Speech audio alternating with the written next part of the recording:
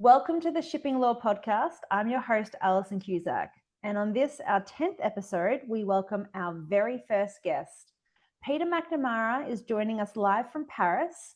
He is a former OECD economist, and tonight he's going to be talking to us about tariffs. Everything old is new again. Welcome to the show, Peter. Hi, Alison. Great to be here on the podcast. Thanks for having me. So a little bit of background. Peter is currently completing his master's at the Sorbonne in French, which of course is his fifth language. We won't be conducting tonight's podcast in French, mainly because I can't speak that language, but that's okay. Prior to that, he was an economist at the OECD, and prior to that, he was a senior economist at the Department of Treasury and Finance in the Victorian government here in Australia. So I'm very excited to have you on as part of this three-part arc on tariffs. Of course, the last part was de minimis, which is currently out. And tonight we're going to be talking about the economics behind tariffs. And what I'd love to be able to do for our audience is really unpack Tariffs 101, cut through the mystery, cut through, the misinformation, and let's get everyone up to speed so that for the next episode, I can talk about tariffs and contracts. So let's dive in. All right, Alison. Well, sorry, go ahead. Sorry. Let's go for the first question. That's fine.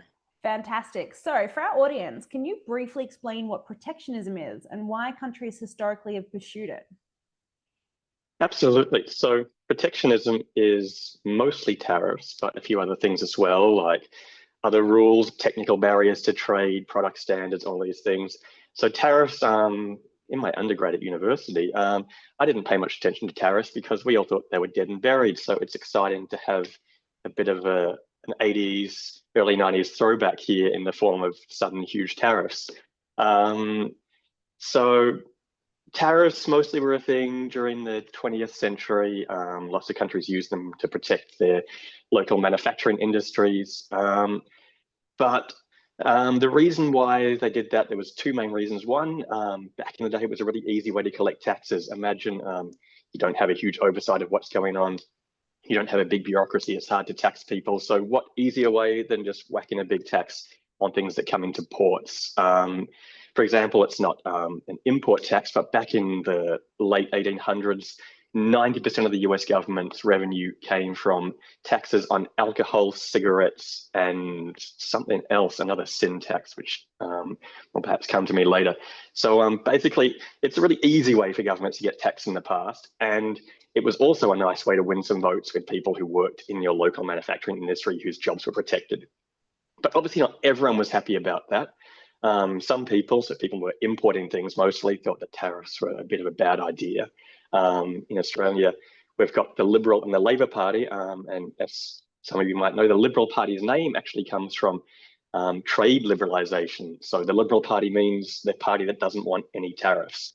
So that was the party of people who were importing things, importers, manufacturers who were importing big technical machines from overseas and were sick of paying tariffs. Meanwhile, you had the Labor Party on the other side who were supporting workers who felt that their jobs were going to be protected by tariffs. So over the years, the group of people who thought that tariffs were inefficient sort of won the debate globally. And in the 90s, with the World Trade Organization, everyone decided to get rid of almost all of their tariffs.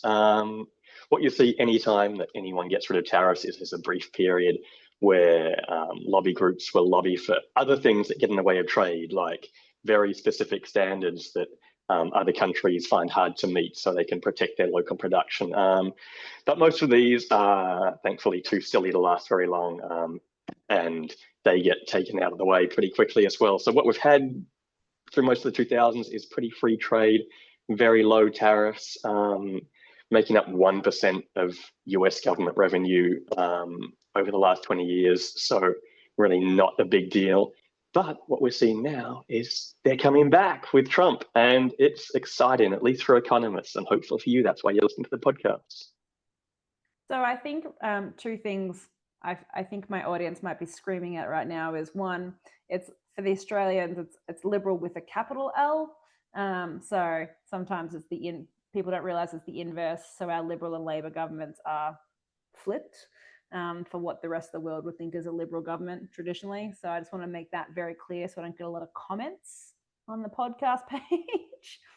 And secondly, linking it back to international trade, containerization, I think, really opened up the ability for cross trade and really unleash the full potential of, really moving cargo across the seas at a much faster, more efficient rate.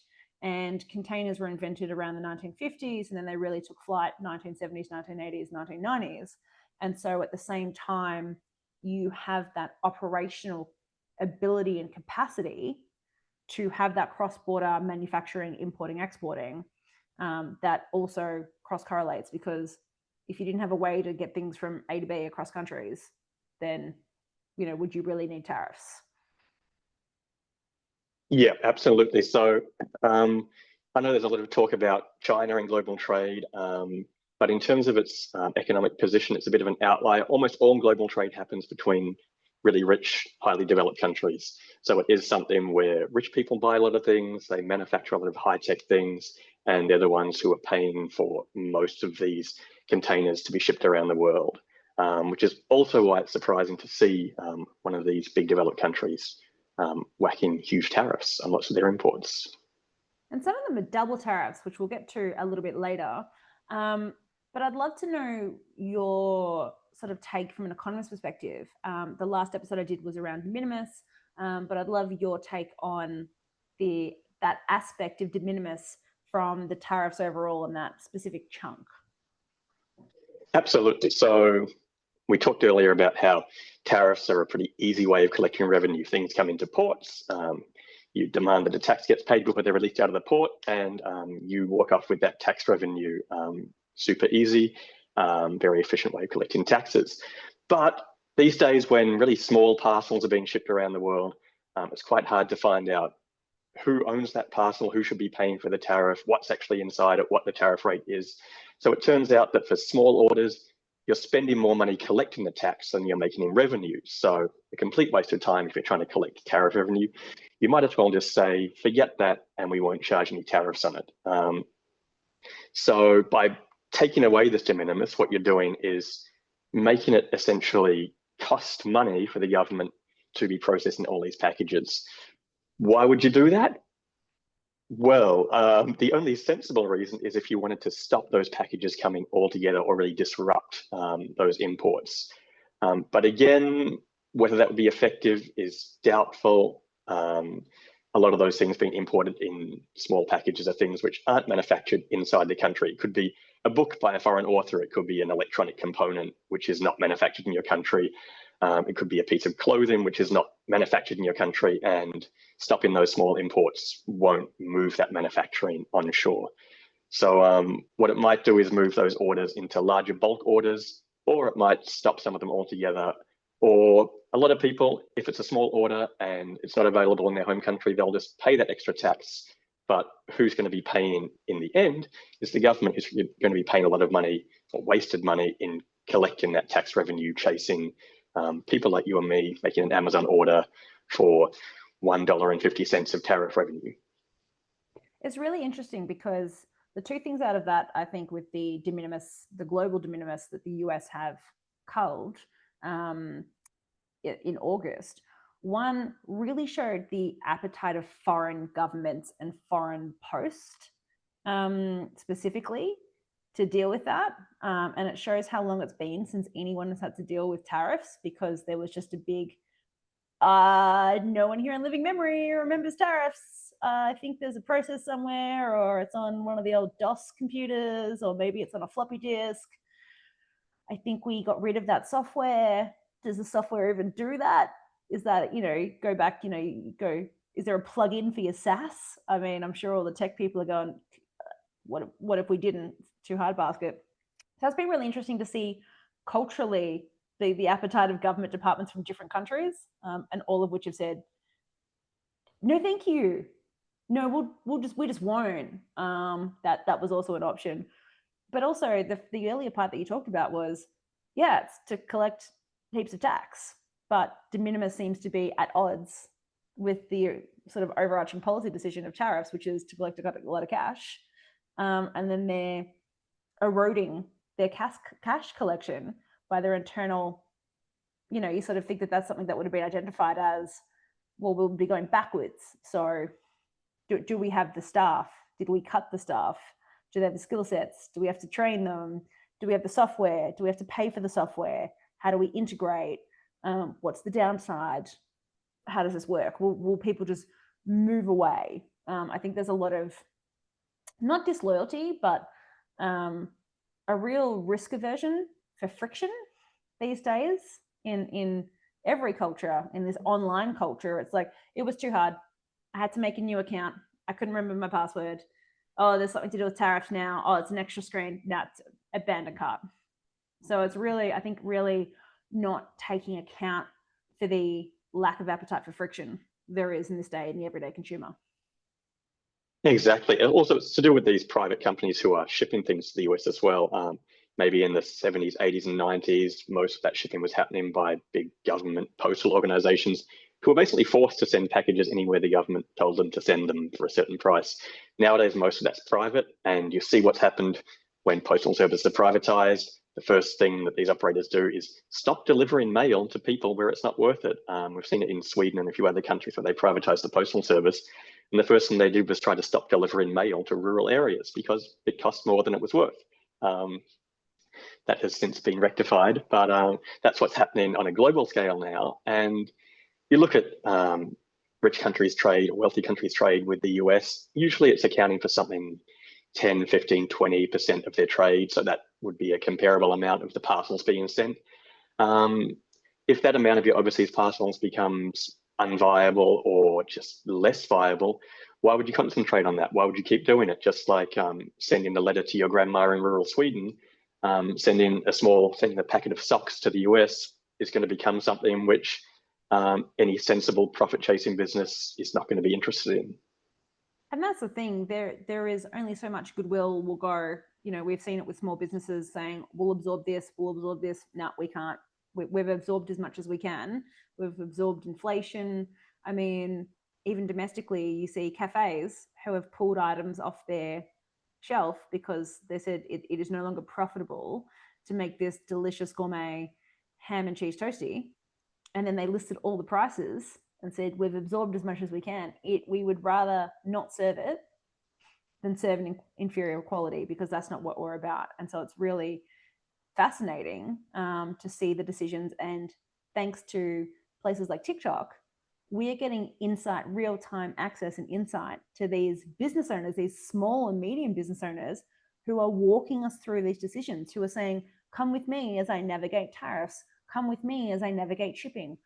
I'm seeing a creator in Australia who's like, I am building a children's clothing brand. Come with me as I figure this out, and I'll tell you all the things that I'm doing. So never before have we had so much access to the everyday business owner that's not on, a morning breakfast TV show or on breakfast radio or, a highly curated, hand-picked, editorialized. You could find 50 business owners in 20 minutes, I think, and see the reality of what they're dealing with. Absolutely, that's reflected in the data as well. So we've had things that have happened a bit earlier, so we've been able to gather data on that from a few years ago. So look at Brexit, for example, where there were no tariffs imposed during Brexit, which might surprise some people, but there were a few trade frictions imposed, so border checks on food and animals and clothing, things like that. And that really had a massive impact on trade between the EU and Britain there. So no one was paying any more money in terms of tariffs. There was no real restrictions on what could or couldn't come in, but just that extra friction of having to be stopped for a border check, do that extra paperwork, figure out what was going on, made, especially for smaller producers, it's made it absolutely unviable. And we saw a drop of 10 or 15% in some sectors, some even more, some up to 50% drops in trade in some smaller sectors, just due to those small frictions. So we're likely to see the same thing in the US. If you have to work out what the tariff is, who to pay it to, how to pay it, even that can be enough to really just make it not worth your time. And I think the difference is, it's fascinating that we have Brexit as a equivalence of sorts. But also Brexit was one and done. They voted on it and they did it. In the current tariff climate, on again, off again, on again, off again, on again, off again from the White House, on again, off again from their own legal system, on again, off again from trade talks with other countries. I mean, Brexit had certainty, and everyone loves certainty because you can plan, you can budget, you can decide to invest that time, energy, expertise. If you're hiring a lawyer, if you're hiring an accountant, if you're hiring an insurance broker, you go, right, we know that's for certain and we've decided to go for it. So we're going to invest in that. With this, I've been calling it whiplash because it always takes you by surprise. It's not sort of like a stage thing. Do you think in terms of exponentially the friction that puts on small business owners, or that mental fatigue? I spoke about this mental fatigue on a podcast a couple of months ago, actually. And then even before that, on a different podcast talking about, shipping and stuff. And I said that the problem for business owners is the fatigue, and they're not sure where to put your energies, not sure which one's going to stick, which policy is going to stick. And you just sort of give up on everything. Now, some of them can't give up on everything, but do you think that the whiplash and the mental fatigue is going to exponentially increase that objective friction quotient? Absolutely. So there's sort of two ways to look at these ongoing tariff discussions or issues in the US at the moment. There's a traditional tariff lens, but most of the data and studies we've done is on countries taking tariffs off and taking them off in a reasonably controlled, reasonably long-term planned way. Whereas what we're seeing here is, as you just put perfectly there, this wild uncertainty about what's going on. So maybe a better lens to analyze this through would be to look at what happens in other shocks. What happens when there's a shock to an oil price, which is unexpected, or what happens when there's other disruptions to trade, when a trade route is blocked or something like that, or when there's industrial action in a port. It's more something which is causing a big negative impact on trade for a lot of people, and it's really not allowing people to do any kind of long-term or even medium-term planning.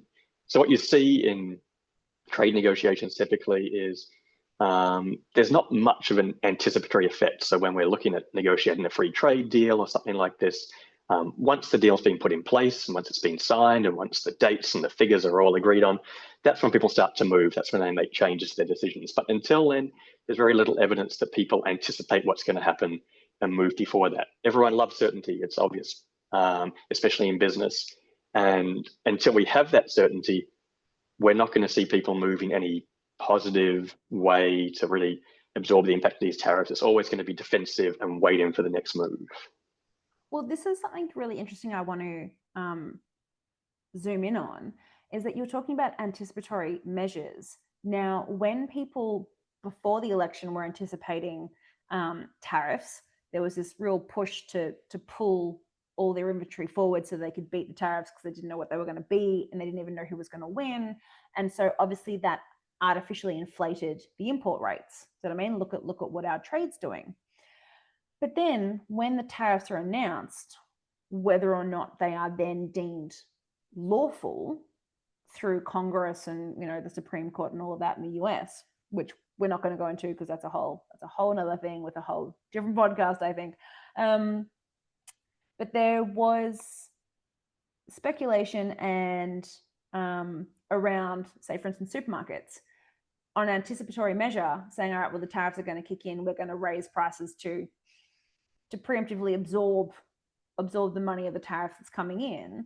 And in our previous conversations before we jumped onto this, you were talking about sticky prices. And I was wondering if you could explain for our audience something around that, because I think that's a really fascinating byproduct of the uncertainty and of the, as you said, we're normally taking off tariffs, not putting them back on. So it's almost like a new landscape for the 21st century. We've not done this century. Absolutely. So sticky prices is an interesting one, a slightly gross term, but it basically means it's very easy to make prices go up, but it's very hard to make them go down again. So for most products, a price increase is quite an easy thing for a business to decide to do, especially if they're forced to do it. But a price decrease is much less attractive, especially because behind that there's a concept of sticky wages as well. So it's very easy to give someone a wage increase, but a wage decrease is really unpopular and almost impossible to do in practice. So because things like your wages and other costs have gone up behind those prices, they might stabilize in the long term and eventually come back to what they would have been without the tariffs, but they're going to be high for a long time, even if the tariffs come off. So a temporary rise, even for a few months or a year, that's going to stick around, and it's going to lead to inflation and higher prices for everyone over the medium term.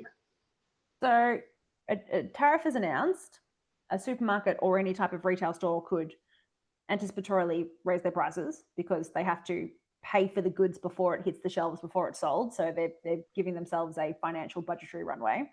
And then tariffs are abandoned or paused. Now that price isn't coming down again because... No, it's highly unlikely. But then when a quote unquote new tariff is announced or it's re-announced, we can see those prices once again, because conceptually to the consumer, it's like, oh, of course they would increase.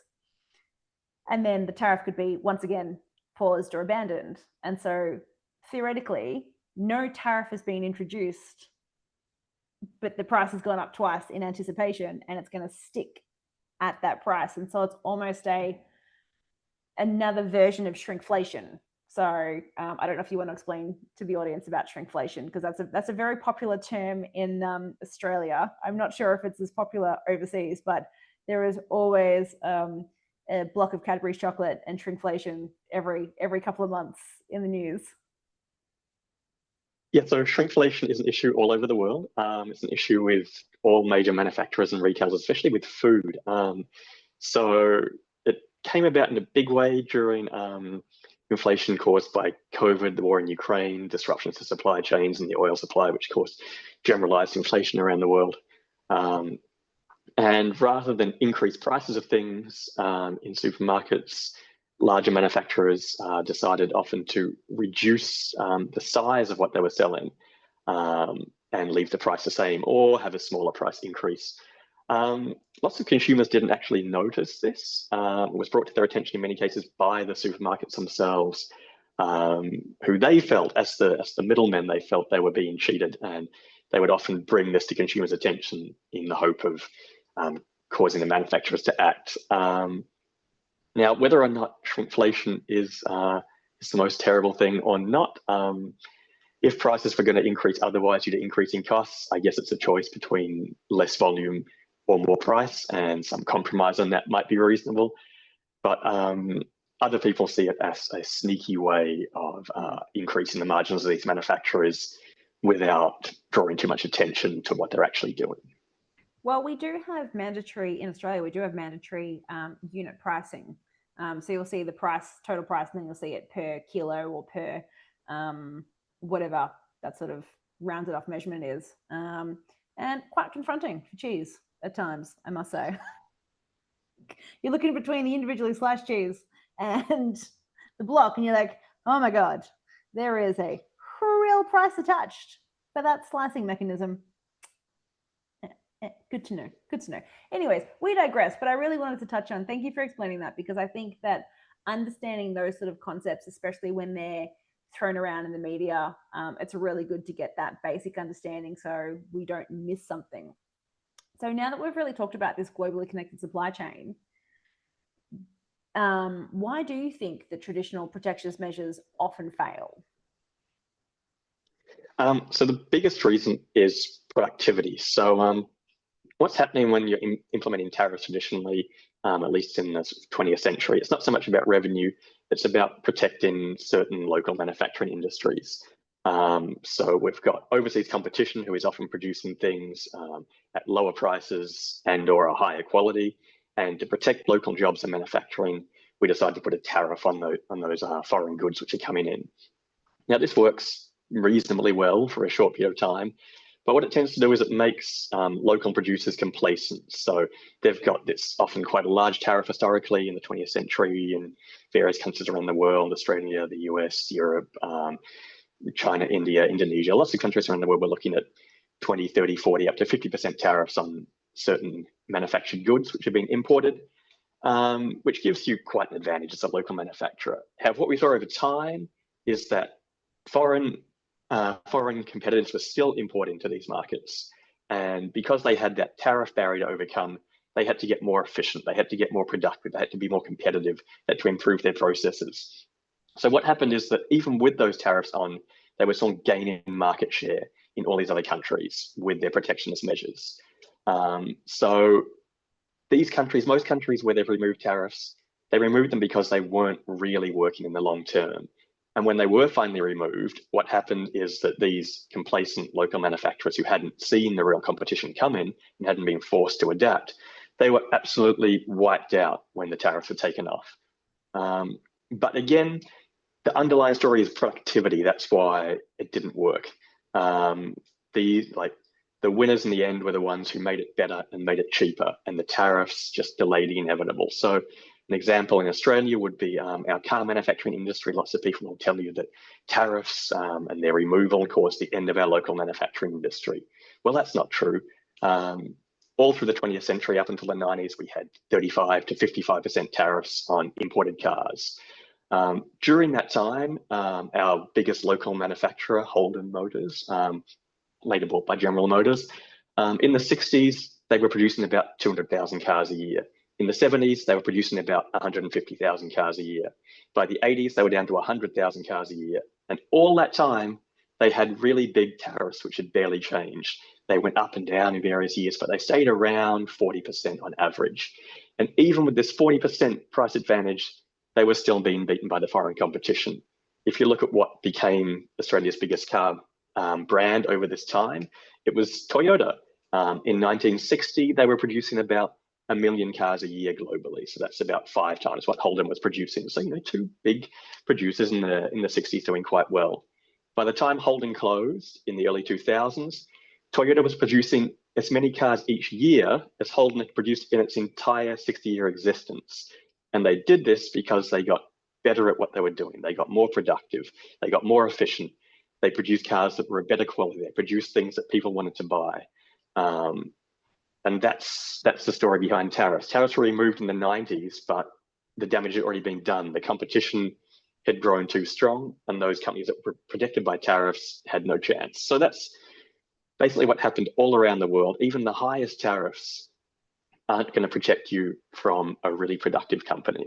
And I think that's the lesson to reintroducing tariffs. The idea is that it will make you more, it will bring more production back to your home country, back to America in this case. And while it might temporarily protect American manufacturers, what it's really going to do is take off that pressure, stop them evolving, stop them becoming more competitive. And when those tariffs come off, inevitably in 5, 10, 15, 20 years time, I can't predict that, but inevitably they will come off at some point. And at that moment, the foreign competition is just going to wipe the floor with these American manufacturers who've been protected there. So essentially, tariffs objectively is patriotism, but all you're doing is incentivizing your foreign competition to be better, faster, stronger, as if it was some sort of weird Olympic sport. Absolutely. Yeah, there's a lot of studies done on taking tariffs off in countries all around the world, and it shows the same thing everywhere. When you take tariffs off in an industry where you're competing with foreign imports, of course, what you see is a big increase in productivity in your local companies after the tariffs are taken off. Now, that's partly because some of the inefficient companies close, which is obviously very bad news for them. There's going to be job losses, you'll be producing less. But the ones who remain, they produce much more efficiently, and often they start to export as well. There's evidence from quite a lot of countries in South America, in Asia, in the US as well, where when you take tariffs off, what happens is some of the less efficient producers, they have to leave the market, they're bankrupt, they're broke. It's a big front page news story, it's bad news. But the ones who remain, they often become exporters, and they make a lot more money, their margins are a lot higher, they're employing more people, they're paying higher wages. So in the end, that's the incentive behind not having these tariff barriers, is that It's a tough incentive, but it incentivizes you to actually compete with other companies all around the world to sell a good product, to be competitive.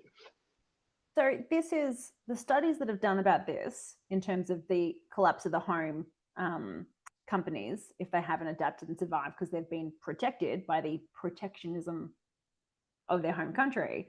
It's multiple countries these studies have been done on, and it's multiple industries. So we're not picking on a specific industry and saying, oh, you're weak and you're being babied by, you know, your government. It's like multiple countries have experienced this phenomenon, and multiple industries have experienced this phenomenon where because you're protected, you lose that edge. You lose that competitive edge in the inevitable, as you said, we don't know when, 5, 10, 15, 20 years, but you're almost setting them up to fail because it's like the zombie companies. In Australia, we had a moratorium during the COVID years on, when you could do a statutory demand and when you could try and wind up companies. Like, oh, let's increase that threshold, let's expand the timeframes. And when they took that measures off, they're like, zombie company, fail. It was just dragging out inevitable. It's really fascinating that it's apolitical and sort of a industry, I guess, in that it's replicated across cultures and across the idiosyncrasies of different industries. You take the tariffs off, and I was like, oh, surprise. Absolutely, yes. It's companies all around the world. It's managers from different cultures, from different regions. It's different industries. Of course, we're looking at averages here. So, of course, in some industries, it'll have a much bigger impact. You might lose a whole industry. There's no gains there. In others, you might have a reasonably positive impact on competition. So, of course, we're not saying that it's always a positive story, but we are saying that it delays the inevitable. And if you really want your company to succeed, you'll do things which improve their productivity. You'll invest in things which governments are good at investing in, which companies can't. You'll invest in infrastructure. You'll invest in R&D. You'll invest in things like price guarantees, which often cost no money to implement, but they can provide a certainty to businesses which they can't provide to themselves on their own. So there's lots of roles of a government to increase this productivity, and tariffs might be a bridging measure for a certain period of time, but over the long term, they're not going to save your industry. And that brings us to another interesting facet of these tariffs, is that, we're talking about protectionism. The tariffs is part of a protectionism tool belt, right? But what about if you're putting tariffs on raw materials that there is no industry and cannot be an industry in the States? And one of the first things that comes to mind is coffee beans. So Starbucks don't produce their stats, but a bit of internet sleuthing suggested that it's 600 cups of coffee per store sold per day. And I think we were talking, it was like 6 billion or something cups of coffee a year, which is just, I might have to double check that and clarify in the show notes, but that's just a phenomenal amount of coffee that America needs. They love their Starbies. We don't have that in Melbourne. We have our own coffee culture with independent cafes, but America physically can't grow that much coffee, but they've slapped tariffs on countries which do produce the coffee beans that America imports. Can you talk a bit more about how this does and doesn't play into the protectionism sort of policy mindset? Absolutely. So tariffs on input is actually the most important impact of tariffs. And it's a bit of a hidden impact. But let's talk about that now. So there's two things you can put tariffs on that affect how a business runs its operations. So one is just those inputs which you simply can't get in the US, or you can't get in large numbers. So especially in food, things that are really visible, we're looking at coffee beans, bananas. There's lots of minerals which the US doesn't produce in sufficient quantities to support its industry. So all those things, if you put a tariff on them of a certain percent, you're often just going to raise the price by exactly that amount. Importers might, and producers in other countries might reduce their prices a little bit just to stimulate demand so that sales volumes don't go down too much, so they might absorb some of that tariff shock. But by and large, you're going to see a reasonably large increase in price just commensurate to the tariff. But this actually isn't the biggest negative impact of tariffs on business inputs. That's something which increases the price, it reduces your demand a bit, but people are still buying coffee, they're just paying more money for it. It's not that damaging to your overall economy. Where the real damage happens is when you're using inputs which are a lot more complex and which really make a difference to how your business runs. So we're looking at especially imported technology or machinery, things which cost a lot of money and can really boost your productivity or your competitivity. It can really boost the quality of what you're producing. And we've seen that in studies too, of course, in taking tariffs off, that the biggest impact is on those firms which import their sort of intermediate goods. They might import machinery, they might import half-finished pieces of material they're going to transform and then on-sell. And it's these companies which, when you take tariffs off, they really thrive. So we've had a look at sort of three groups of people now. We've got those who are simply competing with foreign imports while they produce domestically. And when you remove tariffs, we see that there's a bit of a competition boost there, but it's not that big. You know, we're looking at, if you remove a 10% tariff, you might have a 3% productivity boost in those industries.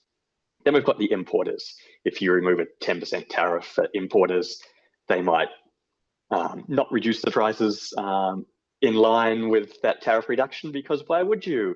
Why be generous to your consumers when they don't know what the tariff was? So a 10% tariff might lead to, say, a 5% price reduction, but really not much change in how they do their business. But then the biggest one is those companies which were importing those intermediate goods that they use in production. And for those, a 10% reduction in tariffs is often associated with a 10, 12, 13% increase in their productivity or even in their wages. So we're looking at a fairly small decrease in price for those input goods has a massive increase in the company's overall output. So imagine these intermediate goods, they only account for a small fraction of their overall costs, but they're really adding a massive amount to their overall efficiency and outputs. And that's what we're going to see in the US as well. We're going to see, if these tariffs are maintained over the medium term, we're going to see access to things like complex machinery from overseas, inputs which have been semi-prepared overseas in Mexico or Canada especially, which will now cost more, and maybe they won't use those inputs, maybe they'll be used less, maybe we'll add extra costs and then extra costs to their final goods, reducing their sales.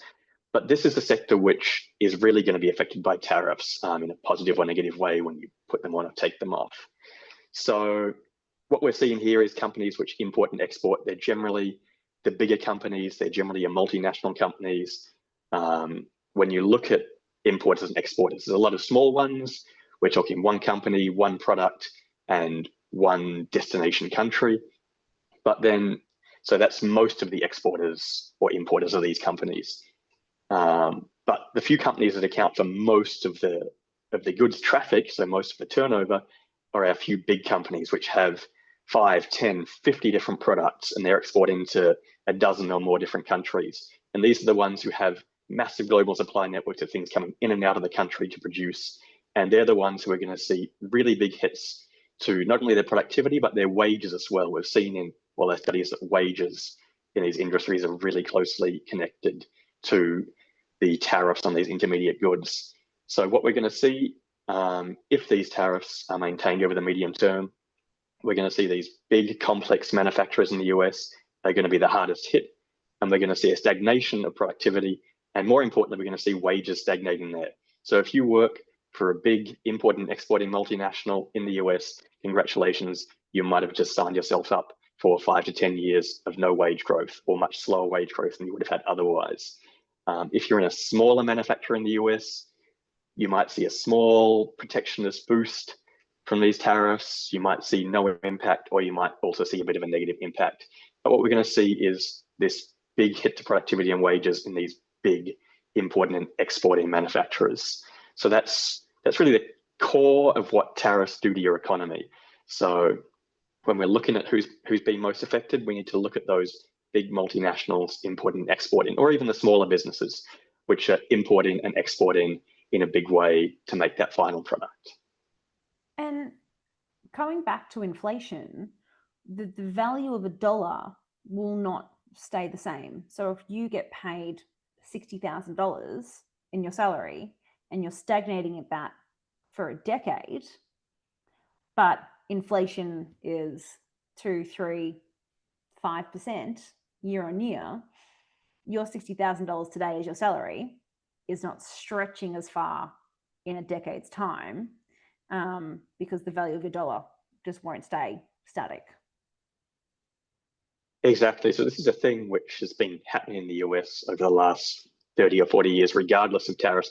We're seeing a stagnation in real wages for lots of people, especially middle and lower income earners. And we're going to see this continue with these tariffs. We're going to see a lot of those people working in especially large local manufacturing, importers and exporters. We're going to see likely their wage growth be less than it would have been in the absence of tariffs. And it's just going to contribute to this phenomenon. Is that, I know the union movement is very, very strong in America. Is that even with strong union involvement, there just won't be the money there in the company to be able to provide this extra, this increase in wage? Yeah, absolutely. Because that's what we're seeing. Again, it's the data of taking tariffs off. So we're making some assumptions about what happens when you put tariffs back on. But when you take tariffs off, we see that independent of everything else, wages generally increase in these big importing and exporting sectors. They may increase slightly in those sectors which were having the competition boost. Of course, there's a lot of people who lose their jobs, which is a big negative. But what we're seeing is that independent of everything else, reducing tariffs generally increases your wages in these big complex manufacturing sectors, and putting them on over the medium term will likely lead to a stagnation. Of course, it remains to be seen in the data. Can have this conversation again in 5, 10 or 15 years time and see what happens. And of course, this is forecasting, but that's what is the most likely outcome we'd see at the moment. Of course, there are going to be some industries and sectors which, at least in the short term, will benefit from tariffs. So you might also see different lobby groups and different unions asking for different things. So a company which feels they might benefit from an increase in tariffs in the medium term might be happy with what's happening in these tariffs. So a company which doesn't rely too much on foreign inputs to do what they're doing and has quite a lot of competition from foreign companies, they might be quite happy with what's happening with the tariffs. But a company which sees the impact on their foreign inputs and especially machinery and their half-finished products, they're going to be asking for a different thing. So that might also explain why in the political landscape, we're not seeing a unified message from business on tariffs there. And so with that, because I mean, you're right, we haven't seen the tariffs go on again this century. We're flipping the data and having a bit of a topsy-turvy introspection based on, well, if this happens when we take it off, then is this what's going to happen when we put it on? But I know there are people going, but we're bringing back American jobs and we're bringing back American manufacturing. And I have the conversation with people saying, well, if you want to bring back American manufacturing, that's great. There is a lag time. So you need to buy real estate, which is expensive. You need to buy machinery, which is probably not produced in America. So tariff. You need to hire skilled staff and then train them on these machines that haven't existed in your country or your state or your area or your business 10, 20, 30 years or ever. And then you need to have the raw materials for those machines that you've imported. And it's likely that you're going to have to import your raw materials. That's another tariff. And so can you talk through the aspect of, I suppose, the lag time, the economics of, for a business, they're having the ready available cash to sink in, again, linking to that lack of certainty, and then all the sort of tariff little clicks along the way. Could you walk through that example? Because I think that's a big one that no one's really walked through. When it's American jobs, American manufacturing, we're bringing it back, we're bringing it onshore. I'd love to hear you walk that through for the audience. Absolutely. So again, as I mentioned earlier, tariffs won't save your industry, productivity will. And productivity involves thinking medium to long term. It involves making those investments in whatever new technology you need, whatever skilled labor you need, whatever supply chains you need. It involves potentially lobbying your government for the infrastructure and the support that you need. All those things are essential. What we see, especially in a whole industry scale, is that what makes an industry competitive is often a whole ecosystem there. So what we're seeing in, say, German manufacturing, what we're seeing in China at the moment. China, there's a lot of narrative since the 80s and 90s about low wages and low cost Chinese manufacturing, and that's what gives them their edge. Lots of people are now saying that what gives China their edge today is they have a really highly developed manufacturing ecosystem. So that means they've got a lot of suppliers, they've got a lot of people making components, they've got a big pool of labor which has the skills required to work in a certain industry. They've got port infrastructure, they've got electricity infrastructure, they've got R&D happening in the country, they've got exchange of information. So all those things are what you need to have a really successful industry. You need to be in the right place around other businesses who can support you, who are doing the same thing. You need to be around people who can trade skills. We've seen as well in the multinational space, having a really advanced multinational company move to your region, independent of everything else that's happening, that exchange of skilled labor is going to help your business too in the long term in your industry. So what we're trying to do is internationalize, share skills, share labor, share technology, and tariffs are reducing all those things. Tariffs means that it's harder to invest in new technology. It means it's harder to look long term and decide which markets you're going to be selling to. It's harder to develop those supply chains if tariffs are coming on and off, if you're redirecting investment towards the US, away from the US. All these things are damaging investment and trade with the US, and it's going to damage these big industries, these big interconnected industry hubs that you need to be really effective. So tariffs aren't going to help you develop these big industry hubs, quite the opposite. Everything that you need to pay for that, tariffs are making it more expensive if it comes from overseas. What we need is a focus on, is it a good product and is it a good price? If those things work, then you can be competitive on a global scale. If they don't, tariffs will just delay what's going to happen to you in the next 5, 10, or 20 years. So again, we look at the companies and we look at the industries that have been successful in this area. And even where tariffs has gone up and down in the past, we're seeing tariffs go up and down by 20, 30, 40% in lots of Europe, in Australia, in the past, over the middle to the later 20th century. And the companies that worked and the regions that worked, they bet on the long and medium term. They bet on government support for these big industry hubs and regions. They bet on increasing investment to increase productivity. And they're the ones we see winning today. You see microchips in Taiwan, you see manufacturing in China, you see manufacturing in Europe in the regions where it's working. They've all bet long term. They've all bet on a regional hub with all those smaller businesses and medium-sized businesses that support this big ecosystem. And tariffs will not get you that. And I think it's really interesting that you talk about it as an ecosystem, because we're also seeing that protectionism ecosystem expand out into the shipping realm. So there is a bill moving its way through in the US about if a ship is not built or flagged in the US, they're talking about charging $1 million per US port call for that ship. And that could be anywhere from $300 to $1,000 per container. And if that trade route or route, depending on which world you're from, it's the niche all over again, is that, you know, some trades will have 2 or 3 US port calls. That's $1 million per call for your one container. And, you know, if your container may not even be going to the US, it may be going to Canada, or it may be going somewhere else. And suddenly you're going, but how do I know how am I going to look up every ship And especially if you have transshipments, right? So your container goes on one ship and then it changes to another ship, and that's the ship that's going to call. Ocean carrier companies are like, oh, here's the bill of lading, and we're going to put the first ship that it goes on. And then the next ships are just mysteries and funds for you if you have a transshipment. And so then, once again, you have to start plucking out this data that you've never had to access before, and you've got to transmit this data that you've never had to access before.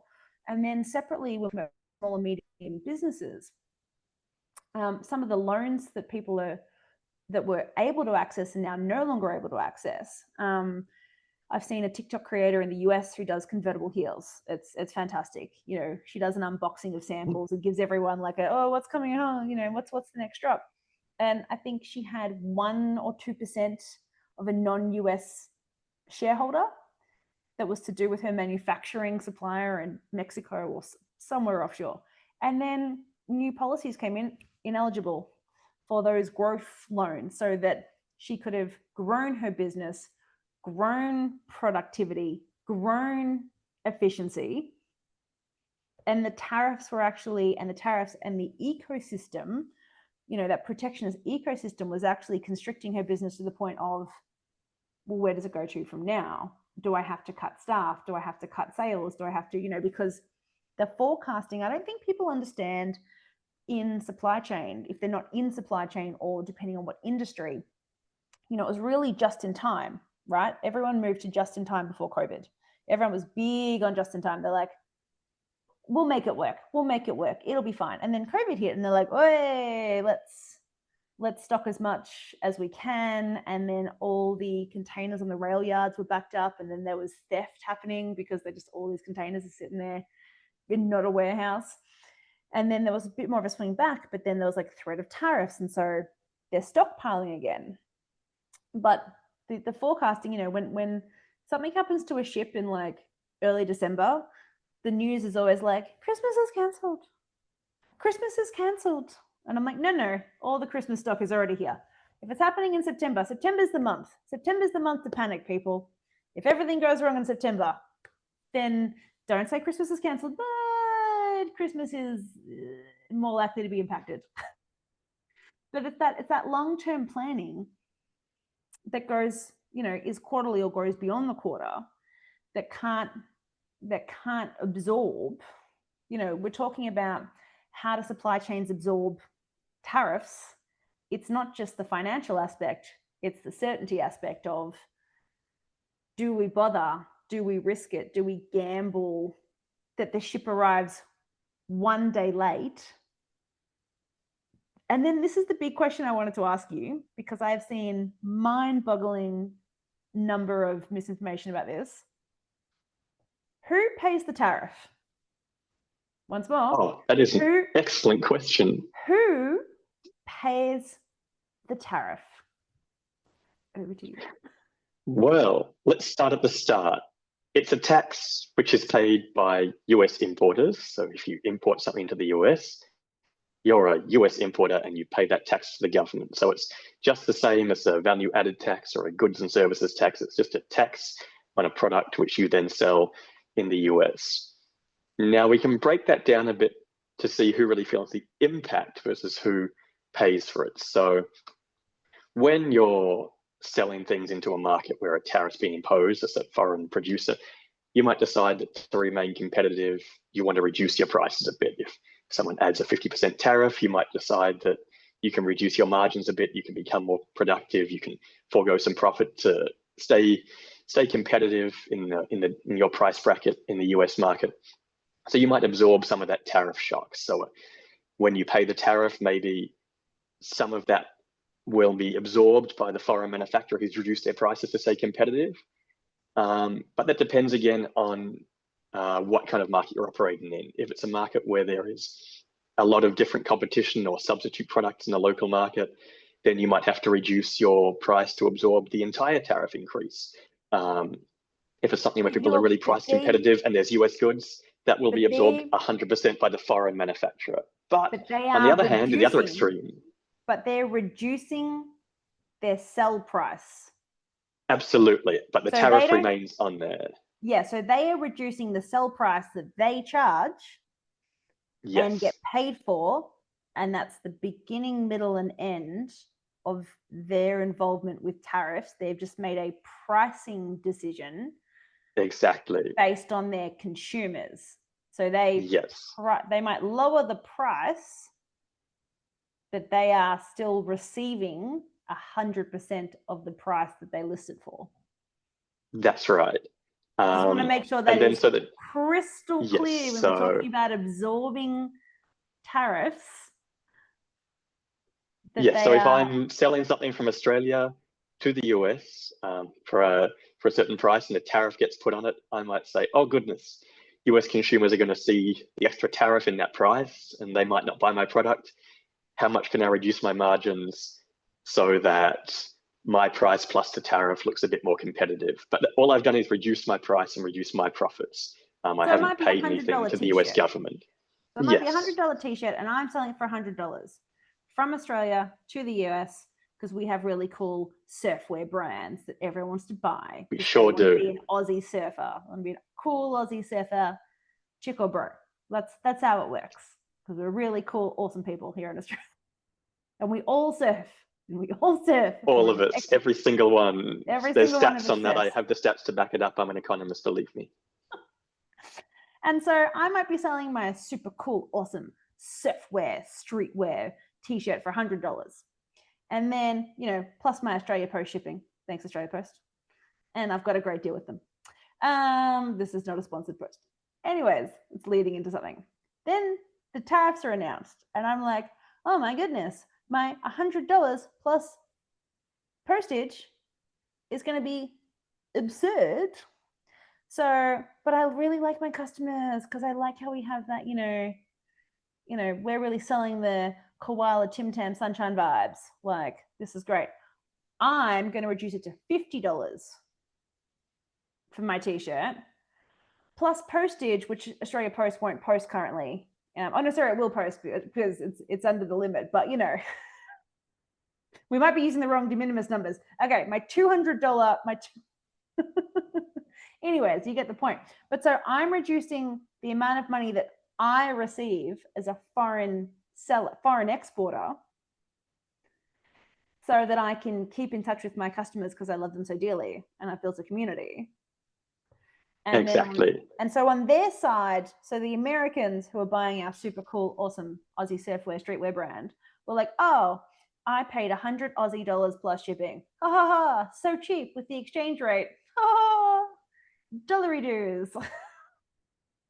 Aussie bucks. And then I've had many Americans be like, your currency's not real. Just because it's colorful. Disney dollars. It's not real money. Look at the colors. It's beautiful. The colors are beautiful, and it's plastic. It doesn't disintegrate in water. It's amazing, and it's got Braille on it. So of course, it must be fake. And then send us all your Aussie currency. But then, so an American has gone, oh, I pay 100 US. I used to pay 100 USD. 100 Aussie per t-shirt plus some shipping. Ha ha ha. Exchange rate, cheap as chips. And then the tariffs hit, and they go, that's where you jump in, Mr. Economist. And then they see that 100 Aussie dollars plus a tariff of a certain amount. Say, in Trump's world, it might be 100%. So that's the sale price again. So they're seeing 200 and something dollars plus shipping. And they might not buy that. That might be too much. They might think that's far too much. So I will reduce my price. I reduce it down to $50 plus the 100% tariff. We're looking at $100 plus shipping again. So there, an American person is seeing that same price, but what they don't know is that half of that money is now going to the federal government instead of going to me. But that's in a market where there's competition going on. In a market where there's no competition, say our coffee bean example, where there's not really any US coffee producers to speak of, if I'm not mistaken. I think they have a small Hawaii, I think, produces some. Oh, well, there we go. Like small batch comparatively. Like, I think their small batch for Australia would be a large batch, but comparatively for the volume of literal humans. But in this case, where there's not that much competition, where there's not many alternatives to importing coffee, well, why would I decrease my price? I might, if I see that this increase in price, the doubling of a price of coffee, or maybe not the price of the cup of coffee, it's just the beans component. So it might add an extra 20 or 30% to a price of coffee in the end. So if we're seeing that this is turning people off buying coffee, I might think about my overall profit margins. Do I want to reduce my price to increase sales a bit? Will that make me more profit? But it might not. Americans are addicted to coffee like the rest of us. They're probably not going to reduce their coffee consumption, even if we increase the price of coffee by 20%. So why would I reduce my price and margins as a foreign importer? I'll just leave it sitting there and I'll let my American consumers pick up the tab for that extra 20% increase in overall price, or the extra 100% on the coffee bean component. So they're the two extreme examples. One example where the foreign producer, to stay competitive, absorbs the whole cost of the tariff imposition. And the other one is where there's not much competition. So they say, well, I'll just let those consumers pay for the whole thing. And then for the rest of our goods, it's going to be somewhere in between. And it's interesting because, you know, where I'm selling something direct to my US customer, the US customer sees the tariff and they are paying the tariff, quote unquote, directly, right? That's right, yes. It's hitting them, it's hitting the American consumer directly. But where it's a raw or semi-raw material, semi-finished material, like our coffee beans, they're not going to see that as a separate line item where it says, here's, you know, in Australia, it goes, here's the amount, here's the GST, the goods and services tax. In Britain, I think it's VAT, value added tax. You know, we have it as a separate line item and then the final price. But if you are having, say, your coffee, oh, by the way, it was 4 billion cups, not 6 billion. I overshot. How terrible of me. So when you're getting your coffee, you're seeing the price and you don't know how much of that is due to tariffs and how much of that is due to a sticky price. And then the other really interesting thing is the tariffs are national, but the value added tax, I believe, or the sales tax in America is different state by state. And I know that because, one, I can use Google, but I was in Hawaii many a moon ago and I was talking to an Aussie who had done a tour and he bought his souvenirs in the last state he was in before he got to Hawaii because he thought, save room in my suitcase, not adjusting for the sales tax. And he's like, my generic American souvenir could have been so much cheaper if I'd picked it up 3 states ago, but I didn't realize that the sales tax was different in different states. So isn't it really fascinating that in a state versus federation argument they're having around different laws, right? When it comes to the tariff, they've gone, let's not let the states decide. Let's have one American tariff. And I think that's an interesting aspect that no one's really touched on yet in that, you know, let the states decide, you know, could states decide? I mean, this is getting way off topic, but wouldn't it be really fascinating if you let states decide their tariffs? And how would that be a different boon? That would be absolutely chaotic, but as an economist, I'd love to see it for the experiment's sake. It is interesting, though, that you bring up value-added tax and tariffs, though, because we're hearing a lot of noise about tariffs and how things will be more expensive. But of course, most countries around the world have had a value-added tax or a tax on consumption for years now, and no one's really talking about that. And I think it's interesting to touch on the difference between those two taxes. If we look at, for example, at the US, customs duties at the moment for the last 20 years have been 1 or 2% of federal revenue, whereas income tax is 50% of that. Latest figures for 2025 so far is that customs revenue is up to 3%. So we've had a 1% increase in overall federal revenue, which would be equivalent to, say, in terms of the impact overall on consumers, would be the equivalent of a 2% increase in income tax, which, by the way, is about the increase you might expect over 1 or 2 years from bracket creep, where inflation makes you move into a higher tax bracket and pay more tax. So far, what we're looking at actually with the impact of these bigger tariffs in 2025 is quite a small impact on overall consumers' tax burden, which when we compare it to, say, value-added tax in most EU countries, it's just between 20 and 25% of the final price. Some of us might be tempted to say, well, what's the problem with tariffs? So far, it seems to be a much smaller impact than the value-added tax or sales tax, and it's only on foreign produced goods. So surely it's a win-win. It's a tax which mostly affects foreign manufacturers and their production, and for us, it's actually a small burden. But this is where we get to the efficiency of different taxes too. So what we're seeing with a tariff, for example, is it might change your consumption habits over time. You might move from what was your preferred, efficient, high quality, low price foreign produced product to an inferior product produced in your own country, in the United States, for example, just because there's been a tariff on that. So you're spending a similar amount of money, maybe even more, but you're getting something which isn't as good. It's not what you wanted. It's not as cheap. It's not as high quality. And over time, that leads to a more inefficient economy. Whereas if we look at, say, a sales tax, which might have a bigger overall impact on consumers than tariffs, what it does is raise the price of everything equally. So while it is taking money out of consumers' pockets, it doesn't change what you buy. It doesn't make you move from a more efficient or high quality foreign produced good to a lower quality, less efficient home produced good. So it doesn't bring those inefficiencies into the economy. So I think that's important to remember as well. We're not going to see, by and large, a huge impact on prices for consumers, although with the proposed tariff levels under some of the American tariffs, that remains to be seen. But in general, we're not going to see an impact which is bigger than sales tax, for example, which is something which we don't really debate on podcasts day to day. We pay that and move on with our lives. So what it's important to remember is it's not just the direct dollar impact of those tariffs, it's the efficiency impact. So changing your consumption from a good or a product which was your preferred one to a less preferred one, and the effects that has in your economy over time.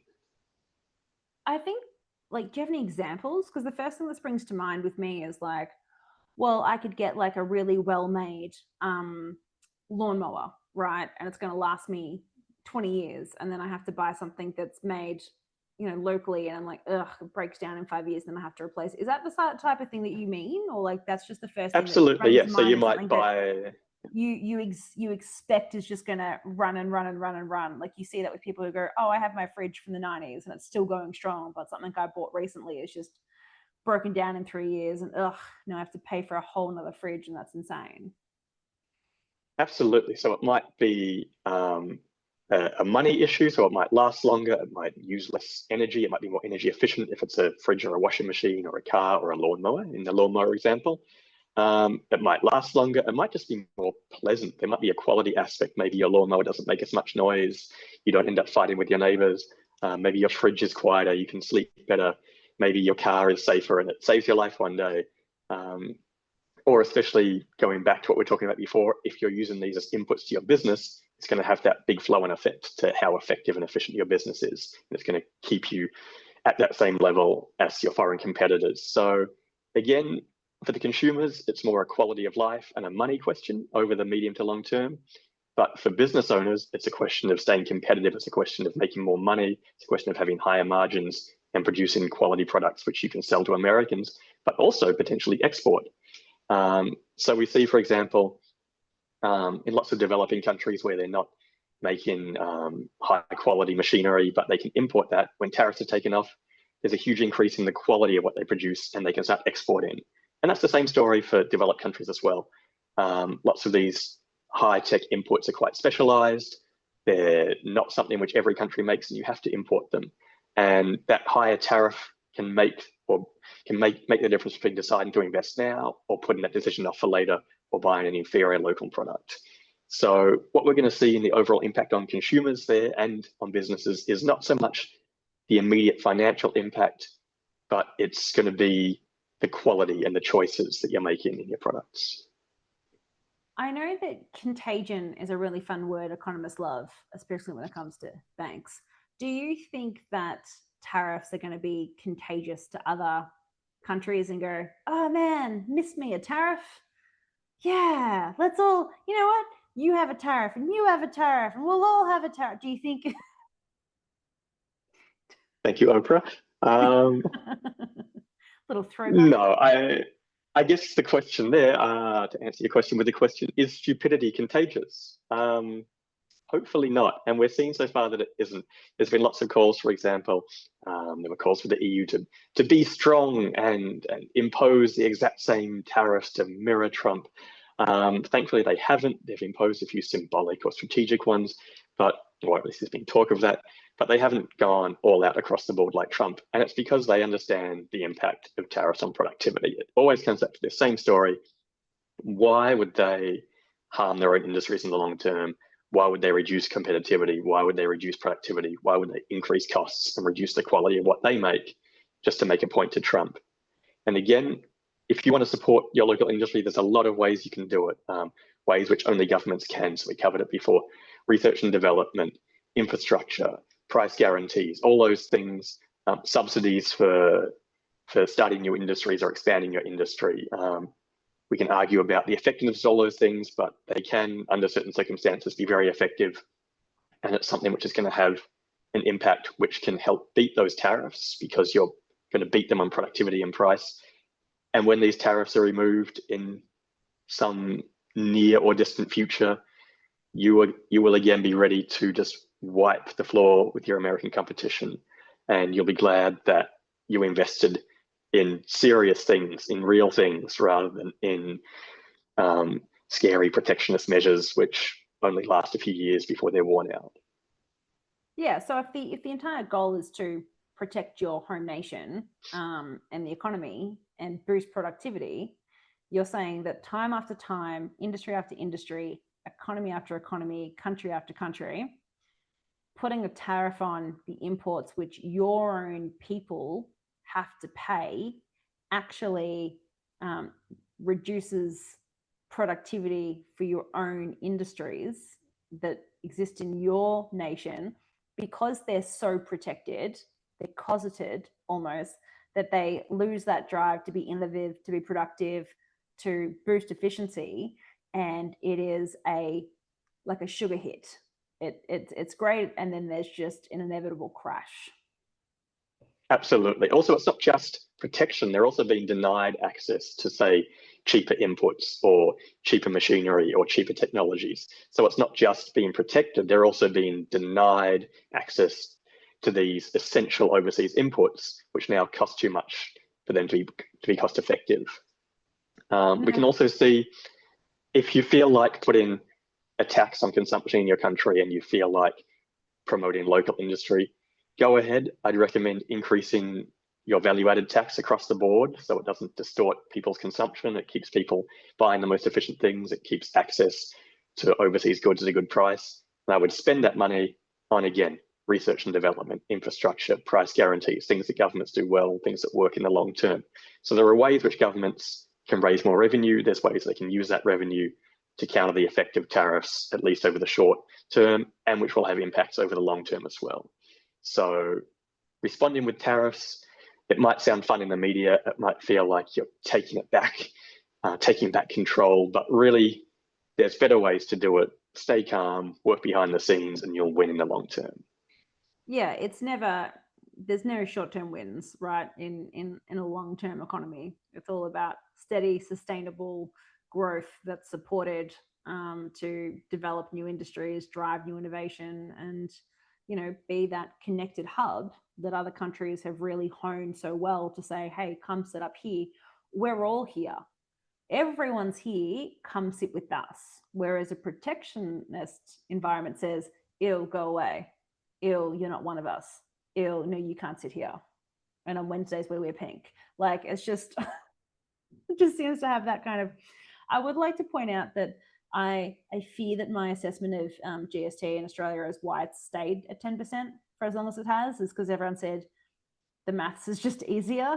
Please no, I don't want to increase it to 11 when we're locked in at 10. Just leave it alone. For the love of God, leave it alone. Honestly, why not? There's always a place for practicality and always a place for efficiency. Why make something harder? Isn't that efficient? It's just, times by 0.1, divide by 11. Everyone's in the groove. Everyone's in the GST groove. I think that's good. So I think we're sort of hitting probably the limit of everyone's attention span, even though I found it incredibly riveting. Do they have a tariff? Do rivets have a tariff? Anyways, is there anything else that you'd wanted to touch on that we sort of, drifted away when we were talking about other things, or do you really think that you've given people I think you've done a fantastic job. I really appreciate you coming onto the podcast and educating my listeners as well as myself. But is there any sort of last take-home point you wanted to touch on for the audience? If they had to take I think we've covered everything. I think we've talked more than enough about tariffs. I hope that they disappear again soon and we don't have to talk about them, as exciting as they are. But I think, the main messages we've had here today are that tariffs hurt your productivity. Tariffs, it's not about the burden they impose on consumers in the short term. It's not about protecting your industry.